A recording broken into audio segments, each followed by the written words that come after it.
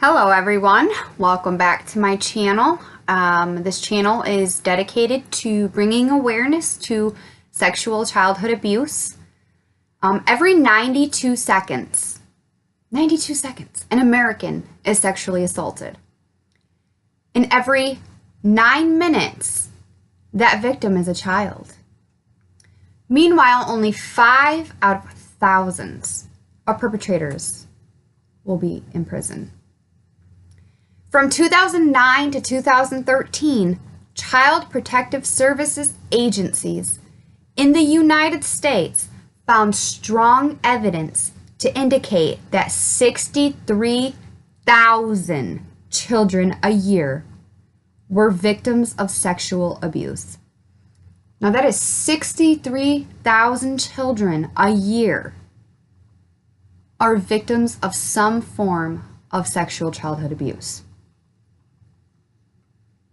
That is just crazy. We don't hear about 63,000 cases a year. The only cases that we hear about are celebrities, big universities, like the Nassar case or the Kavanaugh case. I mean, both of those cases were broadcasted, but that is barely an indent. Or like R. Kelly, that is barely an indent of the other children who are sexually abused. 63,000 in every 9 minutes, a child is sexually abused. That is just, oh my gosh, mind-blowing, right? Who would have ever thought that? Today, I want to kind of go into why victims blame themselves. Because most of us survivors of childhood abuse know what it's like to place all the blame on ourselves. And it happens so often, and people, can tell us it wasn't your fault. Don't blame yourself. Why do you blame yourself? And so I'm going to go into a little detail about why victims blame themselves. And I was kind of doing like a little research online and, to try to, figure out the best way to talk about this, because sexual childhood abuse is already so scary that, because an innocent child is being harmed, that it's not talked about often.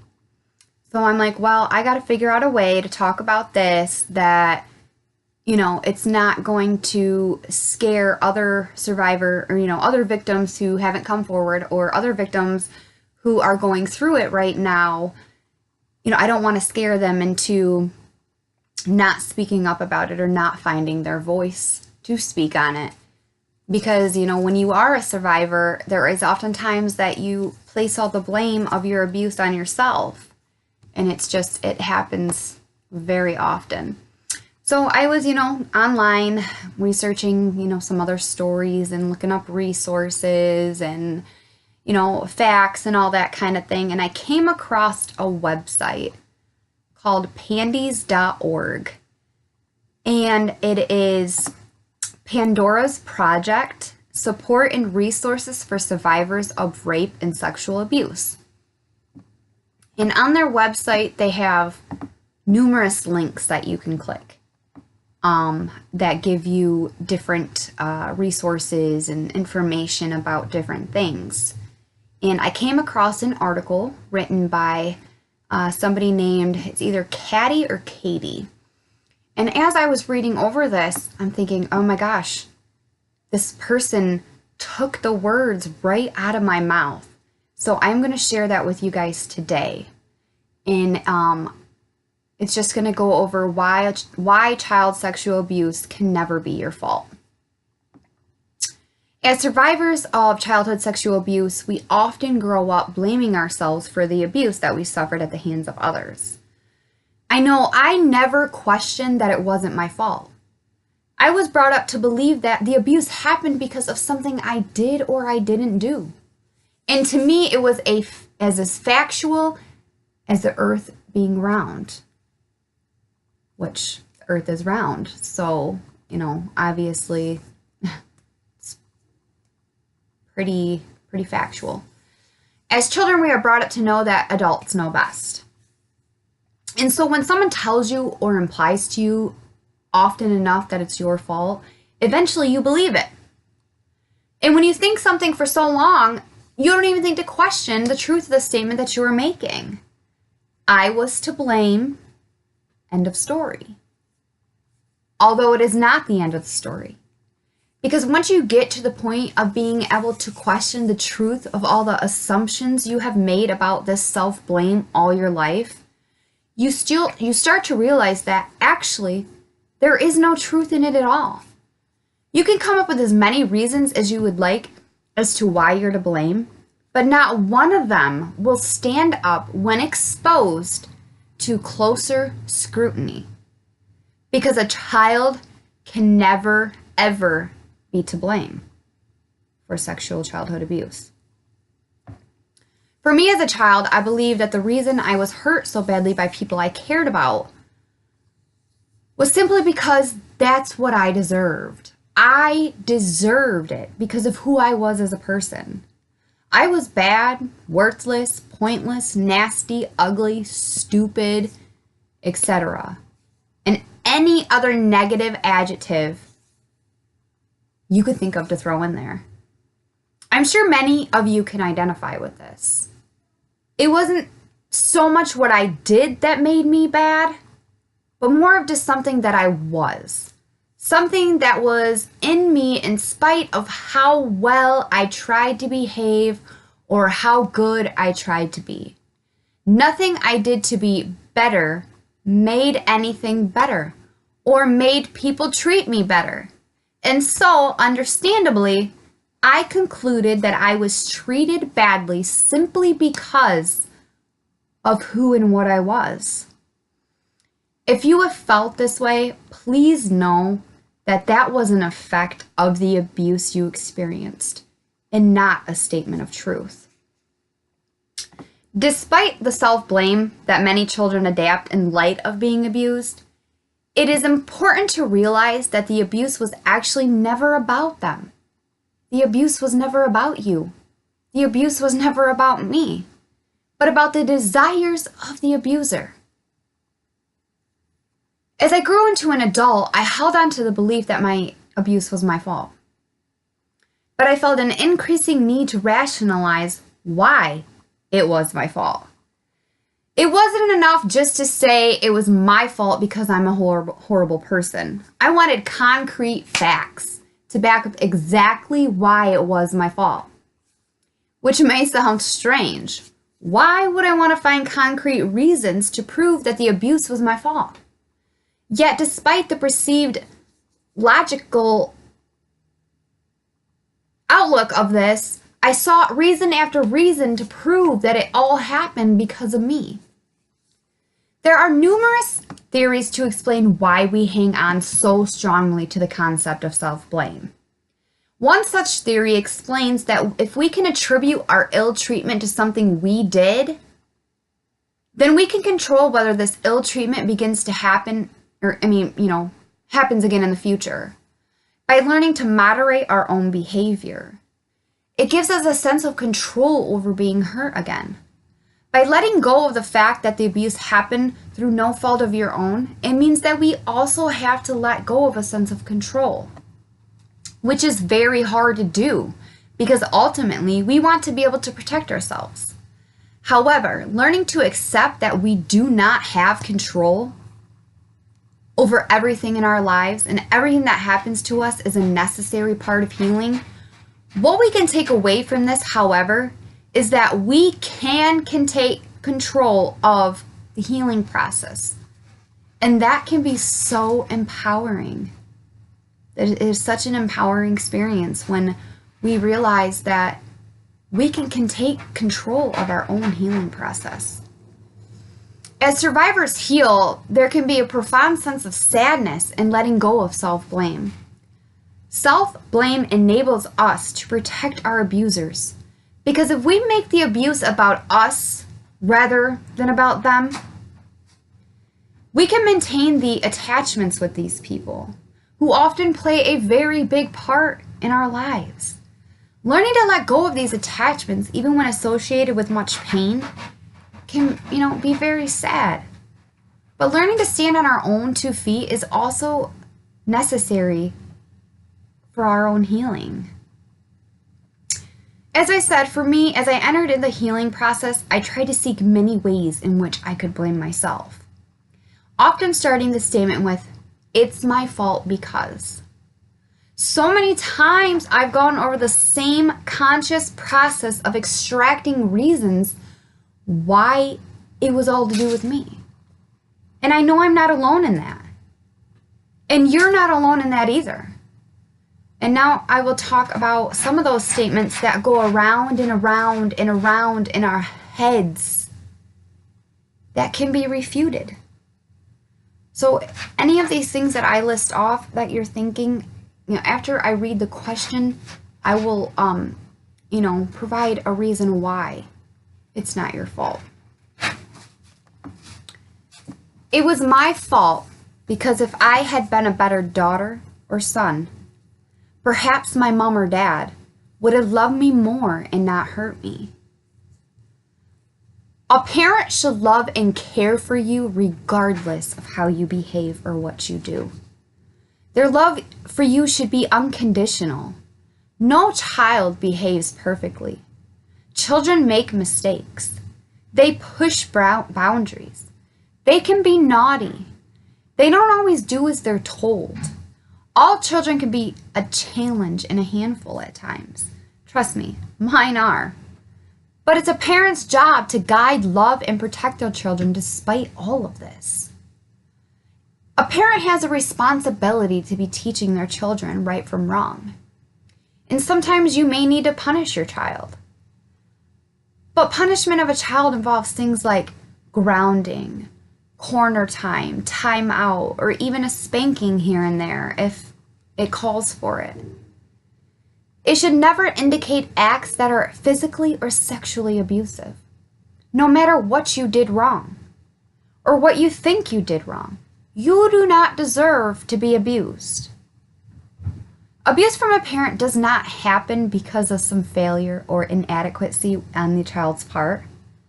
It happens because something is failing within inside the parent.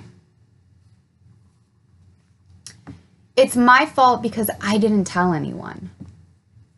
All children who do not tell about their abuse have very good reasons for keeping silent. For example, your abuser may have threatened you. You may have been scared that no one would believe you. You didn't know how to tell or what words to use. You were frightened that you may be punished. You were very confused about what was happening to you. You didn't know what was happening was abuse, and many, many more reasons. Looking back as an adult at the reasons you had for not telling, you may discount, you may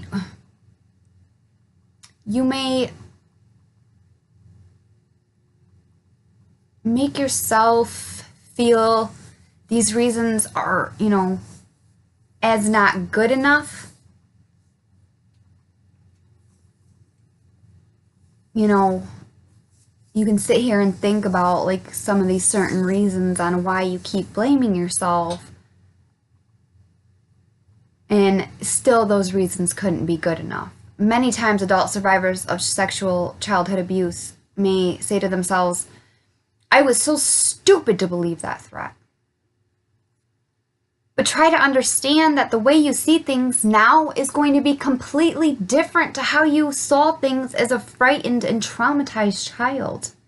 The fears you had about telling would have been very, very real back then.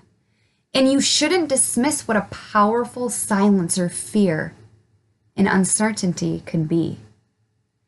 It's also important to realize that many children who feel unable to tell someone what is happening to them may try to let knowing what's happening to them in other ways.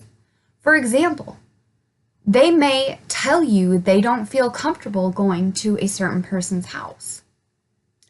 They may start acting out or self-harming. If you've ever done anything like this, you actually did try to tell. It's just nobody knew why. It's my fault because I let the abuse go on for so long. You didn't let the abuse carry on. In all likelihood, you felt or were pretty overwhelmed and powerless to stop the abuse. Your abuser would have had all the power in this situation. One episode of child sexual abuse is too much.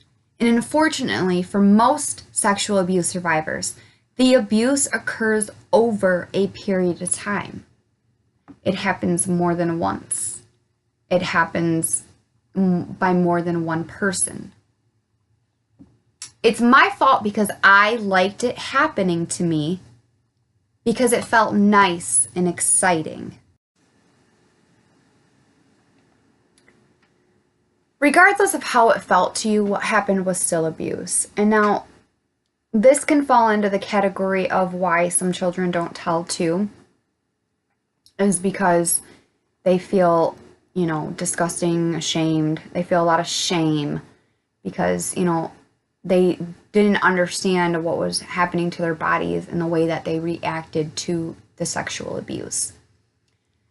When children are touched sexually, very often this simulation will feel nice and maybe even exciting and can lead to sexual arousal and even an orgasm.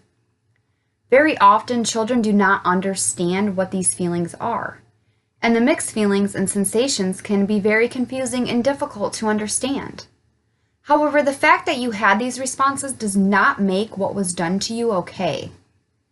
Being aroused is a physical response that you have no control over. Conditioned responses are automatic and they happen whether you want them to or not. So even if it felt nice or exciting to you, it was still abuse. As a child, you have no consent, to say yes, have, sexual intercourse with me. And just like it's not your responsibility to say no. It's my fault because I wanted that special time. Sometimes abusers can make it so that the children they are abusing feel special, or they treat them,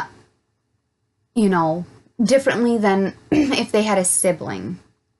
They would treat them more special. They devote special time, which they should be grateful for, like special time that a child should be grateful for.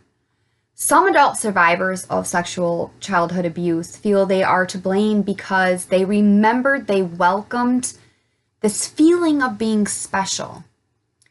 And of one person giving them the warmth, attention, and physical contact that they so badly needed because they weren't getting it elsewhere in their life.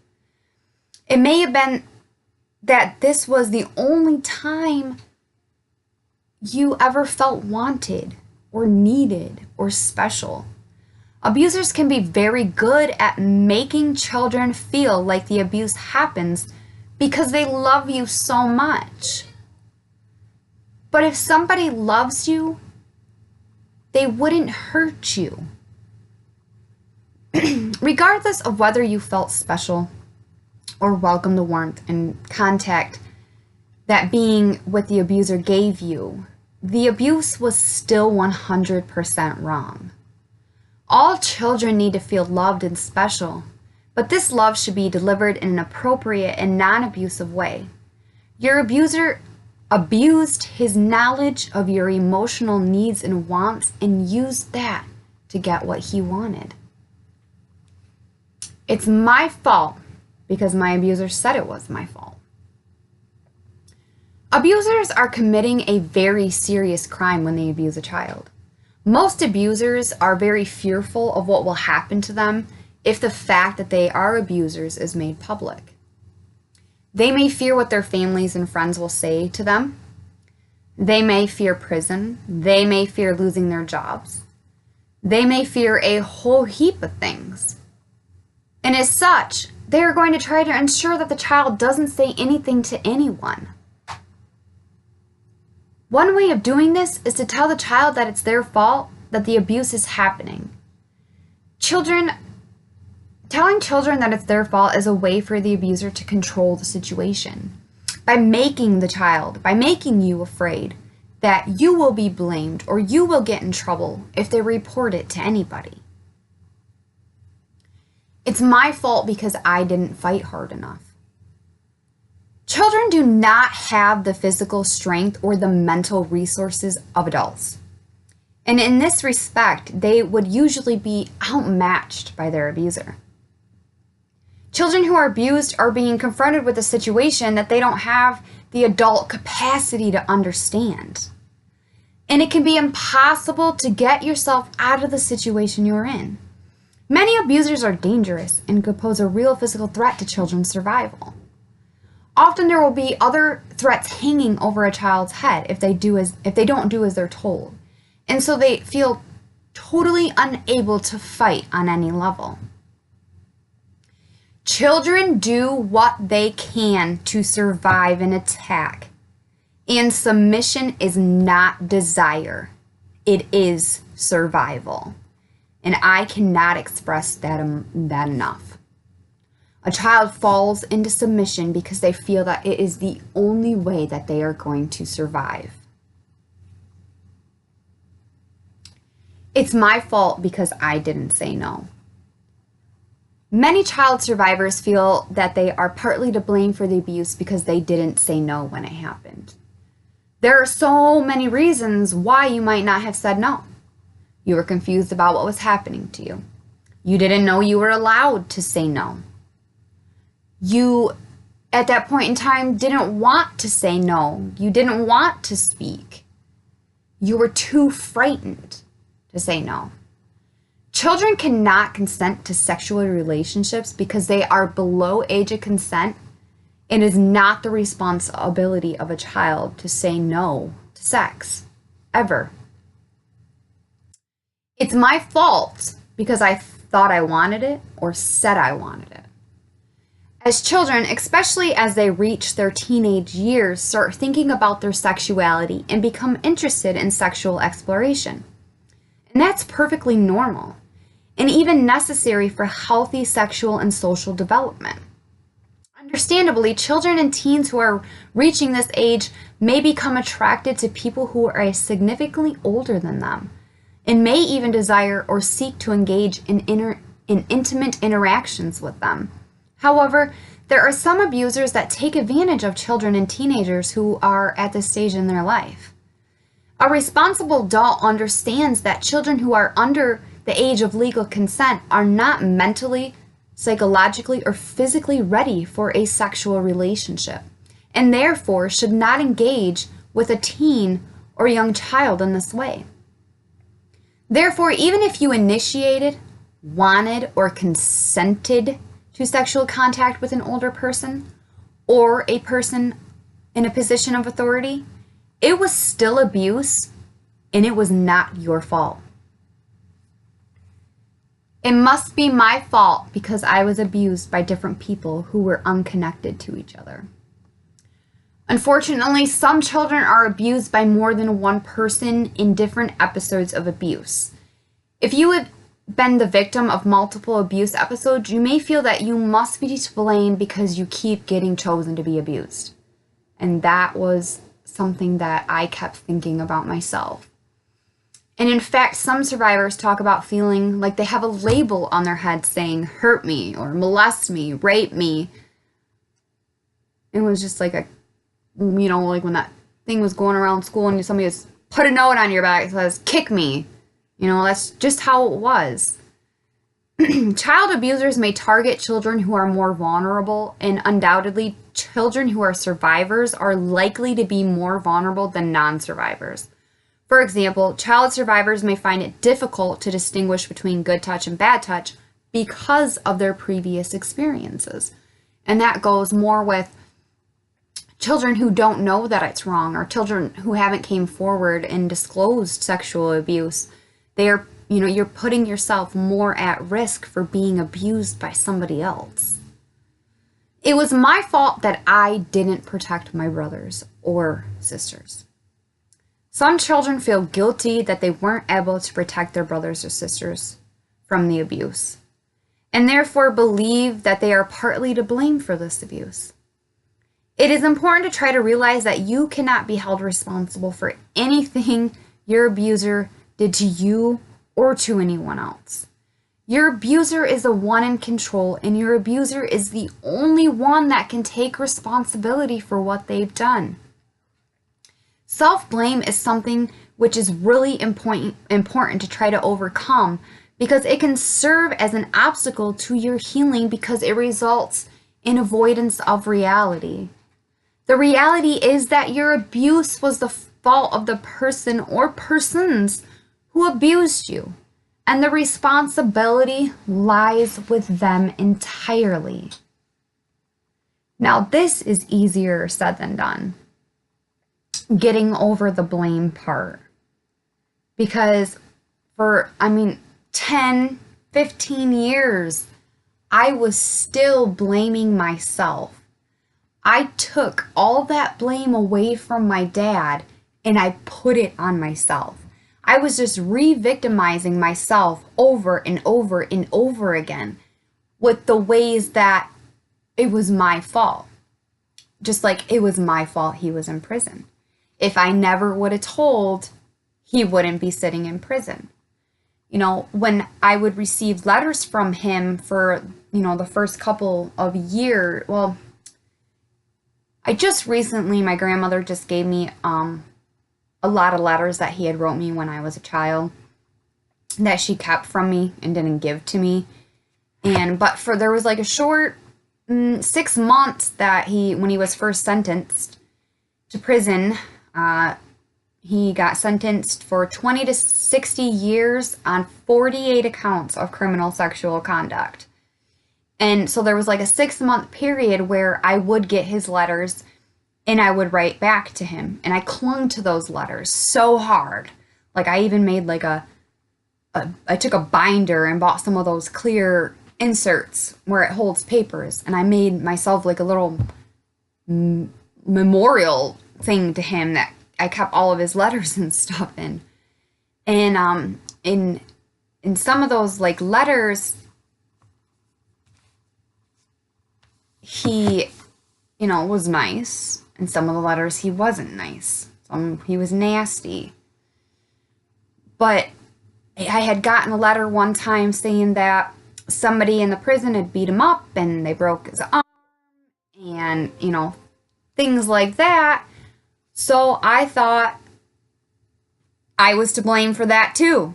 Like if I wouldn't put him in prison, he wouldn't be hurt right now. And I cried and I cried. I must have cried for 3-4 days because and I would sleep with that letter like, oh my God, please let him forgive me. Please let him forgive me for somebody hurting him in there because of me.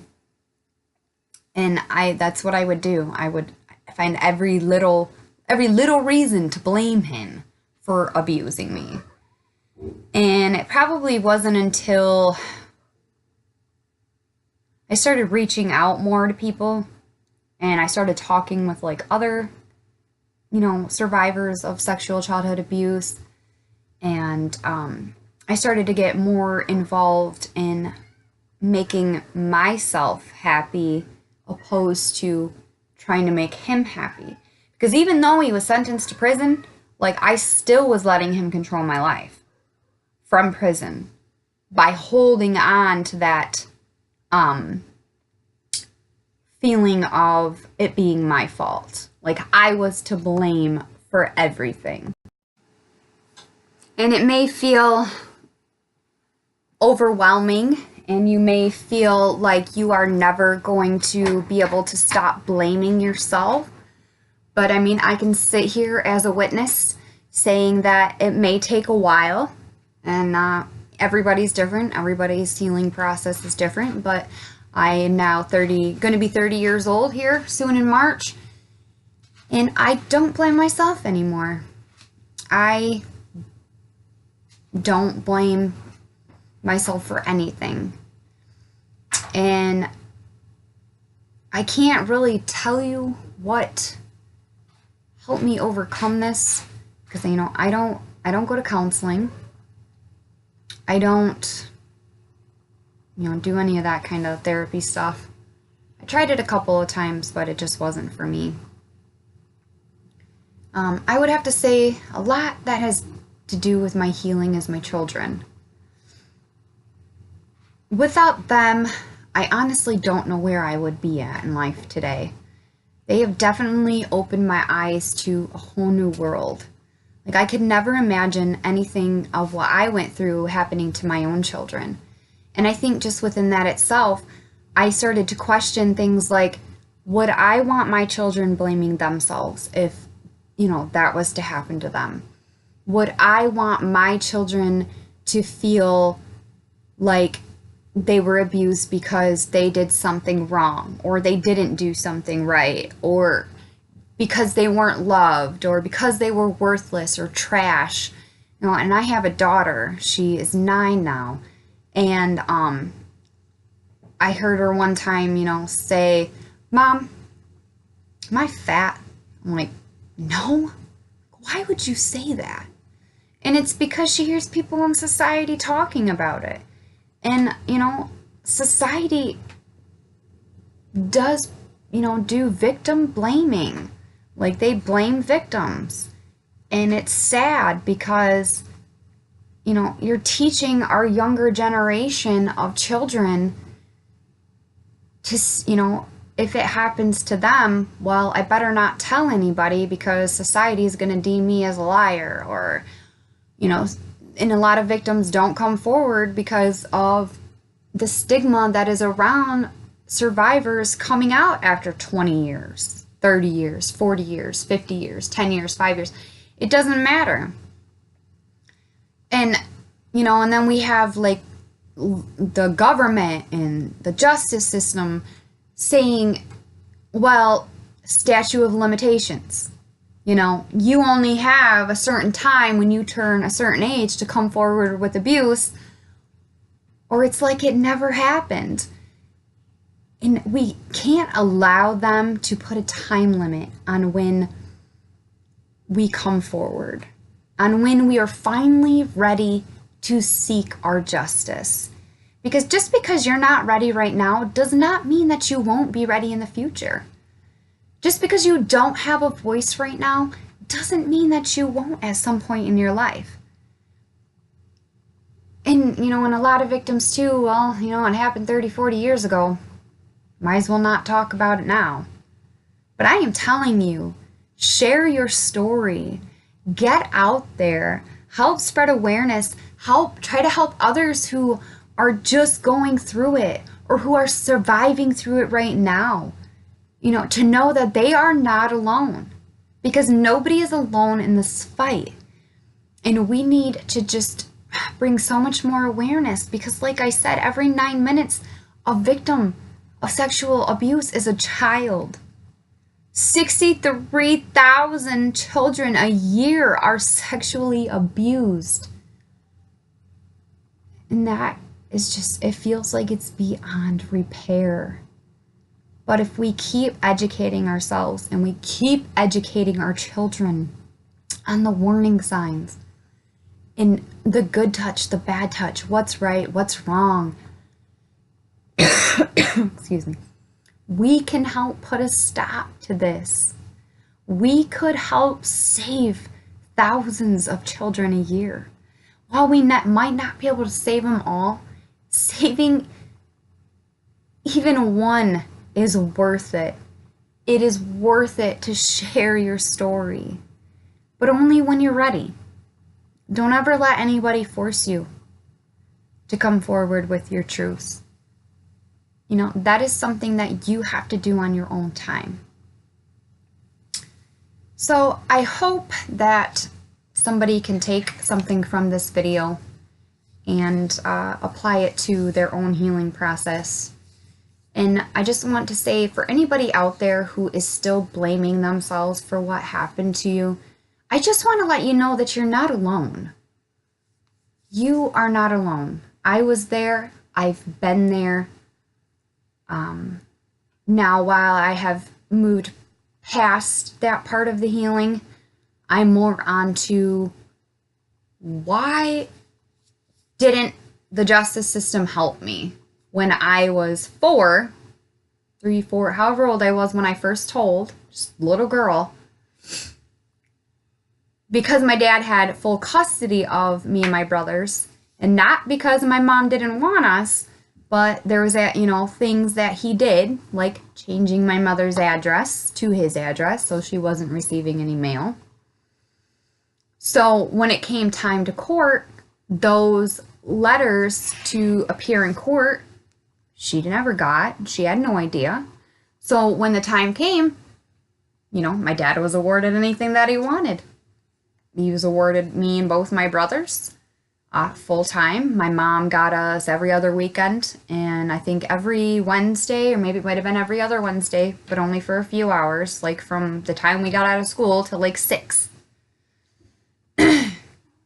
And when I had told, my mother had asked, do I have to send her back to him tonight? And the cops told her, yeah, she has to go back. He has custody. If you don't give her back, you're going to jail. So, I mean, really, what choice? Sorry about that. I had to pause the video real quick. My son needed something, even though he should be sleeping because he has school in the morning. But anyway, so back to where I was. So, my mom had asked if I had to go back to my dad. And, of course, she was told, yeah. Because if she didn't, she would be violating the, custody agreement order thing or whatever, and she would go to jail. So even then I was forced, even though I made allegations that Daddy hurt me down there, I still was made to go back to him. So now that's the thing that I'm stuck on right now is, figuring out what I can do to help change the justice system within the family courts. Whether it be like the friend of the courts or, family court, things like that. Because when a child discloses sexual abuse or really any kind of abuse, or another parent comes forward with, the allegations of abuse, it should not be taken lightly. And I'm stuck where if they would have just took me a little more seriously, I probably wouldn't have had to endure 8-10 years of abuse from my father if somebody would have just done their job right. So, and that's not the first time that allegations like that had been made or even thought of, because there was one time when I was between the ages of 7 and 9, maybe 7 and 10. I mean, I can't really give you an exact estimate on the time or the age frame, which eventually I will be able to once I get like all the paperwork and stuff. But that I had been abused so badly that I couldn't walk the next day. I couldn't sit. I mean, I couldn't do nothing because I was just so torn up and so hurt, in my little private area, that my mother had came to pick us up that afternoon for her visit, and she told my dad she was taking me to the hospital. My dad's, oh, she's fine. She don't need to go to the hospital. She don't need to go to the hospital. And I was like, yeah, there's definitely something wrong with her, because I was walking funny. And, the story that my dad told me to tell was that I had hurt my vagina on my bike. That I was riding my bike, you have your handles and then you have your brakes. And I slammed on the brakes too hard and I came off my seat. And there's that bar that connects right there between your seat and your handlebars. And I hit myself on that. And that is why I was sore and everything down there. And so when I went to the hospital and the doctor had examined me and stuff. And yes, they had to examine me down there, which was really odd. well, to me at that time, it was really odd and uncomfortable. They had pulled my mom aside to talk to her, and of course, my dad was there, making sure that I stuck to my story. And they had sent somebody to talk to me, and I don't know if it was like the hospital's social worker or somebody. Somebody had came and talked to me and was asking me, because what signs that I showed could have been signs of, sexual abuse, but then they could have also have been from a trauma like what I was describing. And, I stuck with the story that I was told to tell because I was scared. And they ended up sending a caseworker again out to my dad's house to talk to me. And we sat outside on a picnic table and literally on the side of my house. Now, why they would do this is beyond me, because the whole time that the caseworker, social worker was there, my dad was standing in the window staring at me. It was like, I see you. I'll know if you say anything. So, of course, I wasn't going to disclose anything to, why would I with my dad standing there? I was so scared. And that's another thing, too. Like, you should never interview a child while the accused person is present.